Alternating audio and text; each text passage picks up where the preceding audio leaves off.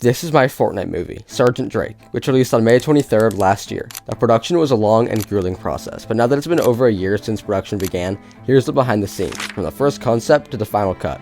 Here's the making of my Fortnite movie, Sergeant Drake. The process of making a movie in Fortnite starts with building the sets in creative mode, then acting in the sets with gameplay, then filming the gameplay in replay mode, and finally editing the rough footage together. But like any other movie, Sergeant Drake began with a collection of disconnected ideas. Sergeant Drake really began right after I finished my previous Fortnite movie, Birds of a Feather 3, where, spoiler alert, Drake nearly dies. There's even a sequence where he's in heaven before returning to Earth. Since I loved making scenes with Sergeant Drake and his Vietnam War aesthetic, I knew that I had to make a full-on Sergeant Drake movie, and the first disconnected idea was that this time, Drake would finally die. It only felt right after everything he's been through and everything he would go through over the course of the film. Drake's story in Birds 3 ends with him finally returning to his wife, so it felt kinda wrong to have Drake die immediately after this. Naturally, Blobby, who plays Drake, came up with the idea to recreate the montage from Up for the opening of Sergeant Drake.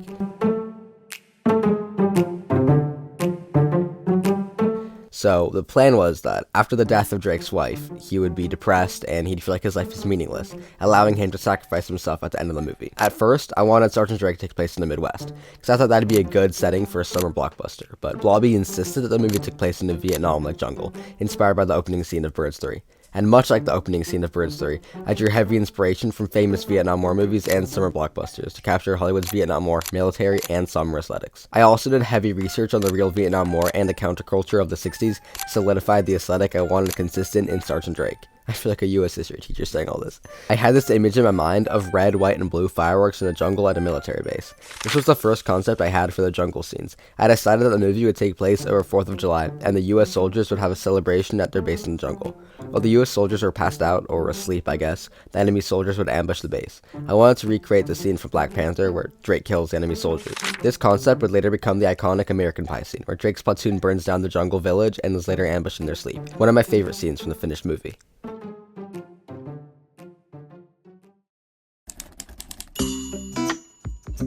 At this point, I had a few scene concepts that sort of acted as anchors to build the rest of the plot around, to glue the concepts together and bridge them to each other. After the plot was roughly written out, it was clear that I needed to get the US soldier skin in Fortnite, Munitions Major. This skin would be essential for all of Act 2. Filming wouldn't start unless I had that skin, so in the meantime, I built the sets in creative mode. All of the jungle in Sergeant Drake is in one massive, cohesive set. I started on a blank creative map with the beach and ocean, then worked my way into the US military base where a lot of the film would take place. I built a muddy swamp, a stretch of jungle, the rice field, and the village in the middle, all in a connected set. This took weeks to finish, and eventually, Munitions Major was in the shop. But there was one catch. I did not intend on keeping Munitions Major past the filming of Sergeant Drake, cause it's a pretty mid-skin, giving me 30 days before I could refund it. 30 days to film Act 2. The first scene we filmed was a montage of Drake training his platoon for their mission, inspired by the Top Gun training montages. Since I was only using 2 Fortnite accounts to film, it meant I could only have 2 fully moving characters in one shot at a time, making it incredibly hard to film scenes with the full platoon. The use of character dummies and guard spawners made so many scenes possible, but these solutions were just way too glitchy and difficult to fully rely on, especially with replay mode involved. So I had to cut the amount I would use them in by half, by cutting the platoon in half. The first action scene in the jungle was designed to kill half of Drake's platoon in order to make the rest of the movie less complicated to film, and that first action scene ended up to be one of my favorite scenes in the entire movie. The rice fields and village were the set for a lot of scenes, including the pivotal American Pie scene where everything in the movie shifts.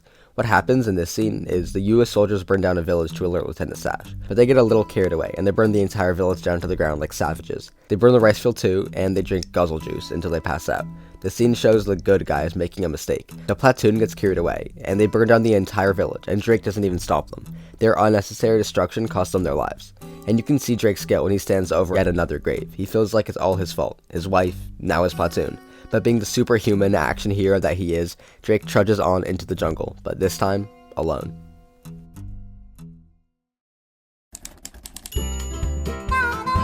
I don't like filming out of order, but since I didn't want to keep Munitions Major, I had to start with Act 2. Now that the 30 days were up and Act 2 is fully filmed and edited, it was time to start Act 1. I was dead set on having Tex Flamingo in this movie, but Blobby was adamant he stayed out of it. So to fit the Tex Flamingo cameo in this movie, I created this whole California in the 60s set. This is where Drake gets his Mission Impossible style message, which gets him back into the army. I'm gonna be honest, this sequence was brutal to film. The constant reshoots, slow moving story, and just boring environment made this short sequence take way longer than it should have to film and to edit. I was able to make Act 2 in 30 days, but Act 1 took me from the beginning of March to the end of April. There were many times where I was considering scrapping this whole sequence, wishing it was Blobby's idea to not have text in this movie at all. Initially, we didn't know how to get the Mission Impossible message to Drake, so we made this entire scene where Lieutenant Sash and the taxi driver were working together to give Drake the secret message. Thankfully, that scene was deleted and will never see the light of day. We eventually decided that simpler would be better, and Drake would just sort of get his message without much explanation. Overall, I really like the whole California sequence, but to me, at least, it's a little rough around the edges. Act 3 was a lot more fun to film, but it was still definitely extremely technical. We need a helicopter to fly above Drake and then be shot down and fall in the distance. This scene was reshot countless times, since helicopters are insufferable to work with in replay mode.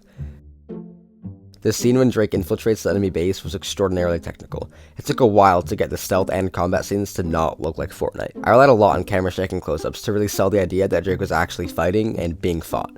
The premise of the scene is basically Drake needs his LMG, and it's being guarded, so he needs to weave his way through the enemies with only a knife.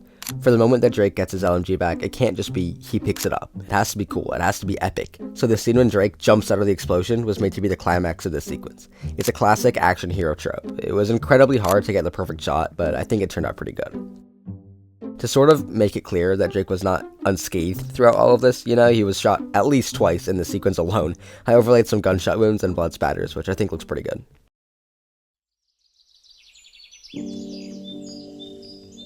This is where it all comes full circle. Drake needs to die, and it only feels right to have Drake die at a tree like where his wife fell in the opening.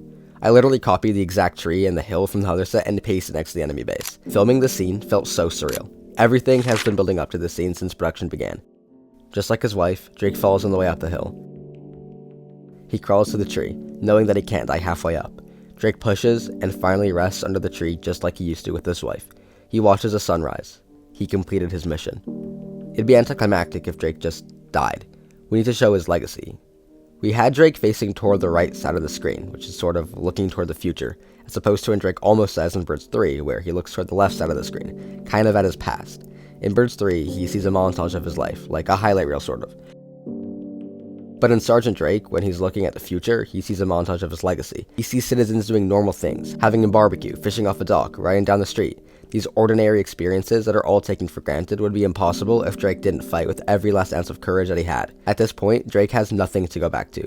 He understands his purpose. His purpose is sacrificing himself. He sacrifices himself so that normal citizens like you and me can have freedom. It shows that freedom comes at a cost. Drake finally closes his eyes as the sun rises. The end.